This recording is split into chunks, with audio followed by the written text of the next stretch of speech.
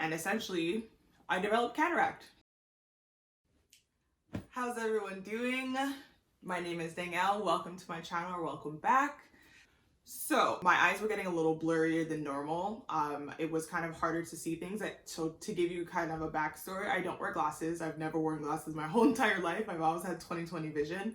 But ever since the sarcoidosis started and the symptoms from sarcoidosis started, I've had issues with my vision, as well as my tattoos, as you've seen in my previous video. And so essentially, I was experiencing more blurriness, a little bit of like white opaqueness in my eyes type of thing when it came to my vision. And it progressively got worse, like very, very fast. I would say within a couple of weeks. And essentially, I developed cataract in both eyes. And I know cataract is like something you think of like when you're older or like a senior citizen or something like that. Maybe your mom or your dad or an aunt has experienced it, but I'm now 31 years old. When it happened, I was 30 because my birthday's in June. And I had cataract surgery, both of my eyes. So my ophthalmologist did tell me when I started taking drops for my uveitis, which is a symptom for my sarcoidosis, which is essentially inflammation in the eye, she did tell me from the beginning, these drops do help, but there is a chance, or you probably will, get cataract in the future. And this all started in 2017. So I'm thinking cataract in the future is like in my 40s, maybe in my 50s. No, in my 30s. And essentially, I developed cataract in both of my eyes, and it was absolutely terrifying. I'm a graphic designer by trade, and so it became not hard to just do my job, but I couldn't function day to day. And it's not to say that I was partially blind or blinded throughout my life and then I've kind of just adjusted to it. This was kind of like a night and day experience, and so it was definitely traumatizing. And it got to a point where my partner had to help me to find the most basic of things. I was walking with my arms stretched in front of me because I didn't want to make sure I bumped into anything. And I had vertigo because of it, because of the imbalance of my vision. So essentially what it was like was one eye started to go white, in the sense that I would see white. When you looked at my eye, it looked perfectly fine. It looked perfectly normal. So how it started was my eyes pretty much started to develop like more of an opaque white look when just looking at regular things. And then of course, anything that was related to light or brightness was amplified.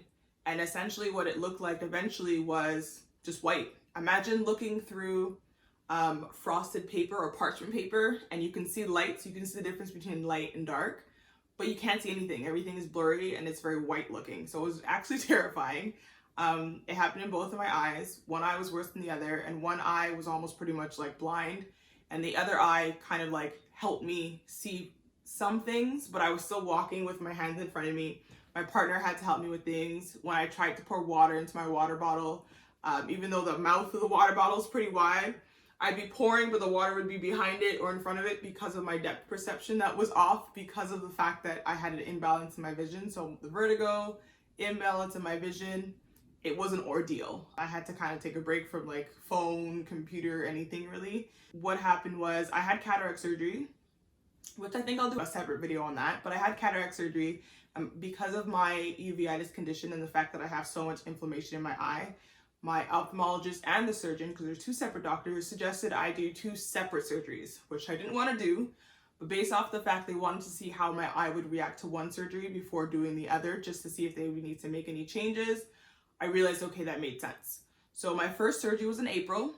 We did this eye, which is my left eye. When it's time to go into the actual day for surgery, at that point, I literally couldn't see anything. It's like my eyes knew what was happening and they just gave up. Any type of trying that they were doing to be able to see anything, they gave up. So I had to use my partner to walk me to the receptionist, all that kind of stuff. But again, I'll go over that in another video. And so I had my left eye done first, and it was the best thing that has ever happened to me in the history of everdom. And so I had to wait a couple of months. So I had this one done in April and the next one done in June, actually like a week or two before my 31st birthday. And it's night and day. What I can see is based off of the artificial lens that they put in my eye, right? So I'm like kind of a cyborg or maybe like a robot, but whatever. And with lenses, it's based off of the 3 distances. So you have your near, so it's like reading, looking at a pill bottle. You have your intermediate, which is like looking at a computer, like kind of arm's length distance, and then you have far, which is like the farthest distance. So there's 3 distances. Ideally, I wanted to have a lens that gave me all 3 views, all 3 distances, but the surgeon suggested because of my uveitis, it wouldn't be the best option. So he automatically gave me the option of getting 1 view, which is distance. And I said, please no, please give me something else. And so he said, because of your uveitis, I would not suggest to get the 3 distances, but what we can do is have a middle ground and give you something that gives you the 2 distances, which is intermediate and distance.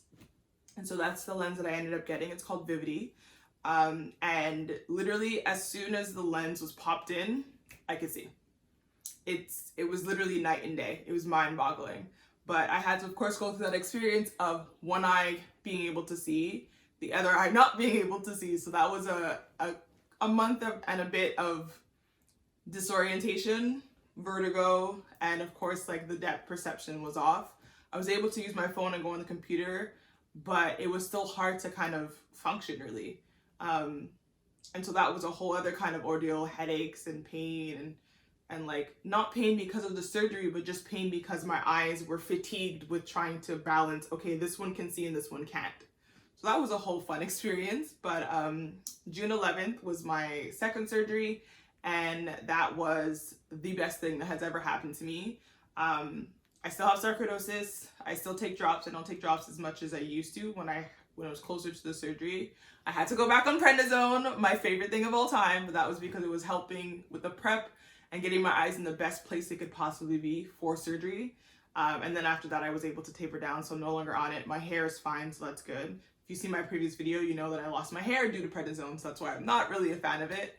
And yeah, so I had cataract at 30 years old. I shouldn't have to deal with this ever again in the sense of me needing to do a cataract surgery when I'm older. My ophthalmologist did tell me, like, as we age, like, we do get like a film or something on our lens, or the thing that holds our lens in our eyes, and that can just be fixed with an easy like laser procedure in the future. But in the sense of cataract, like, this is it. This should be it. It shouldn't be an issue.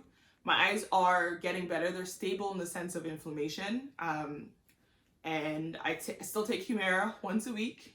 I do my drops every day, and that's pretty much about it. So 2021 has been an interesting year.